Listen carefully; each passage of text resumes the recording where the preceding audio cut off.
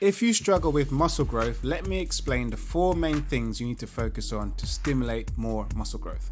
Yes, there is a lot to be said about how you execute movements, set yourself up, and general training quality, but when we put a magnifying glass to the main mechanisms that stimulate and drive muscle growth, there are 4 key areas that we want to focus on. Number 1 is muscle fiber fatigue. Simply put, you need to be training to or close to failure to stimulate gains. Number 2 is muscular damage, which triggers muscle growth. Damage in the muscle cells triggers the repair process, which is driven by the immune system and relies heavily on stem cells. They donate their material to repair the damaged muscle fibers and build them back thicker. This is also why recovery and nutrition is of great importance. Your body needs the raw materials to repair damaged muscles.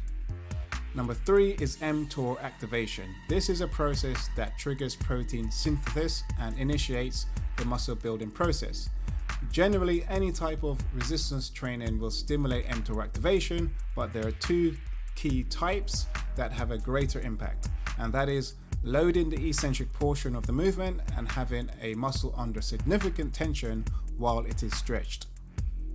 Number 4 is local growth factors and lactate release. When we accumulate lactate or lactic acid, which is the burn, this chemical process is associated with muscle growth.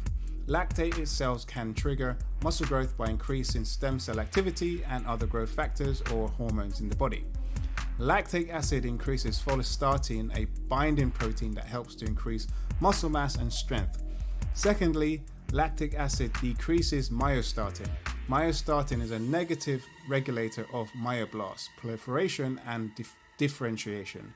Myoblasts is the name for muscle cells. So this process leads to muscle growth, and this is why some shortened range exercises like hip thrusts can work for muscle growth, and also why spot reduction can work if you have everything else in place.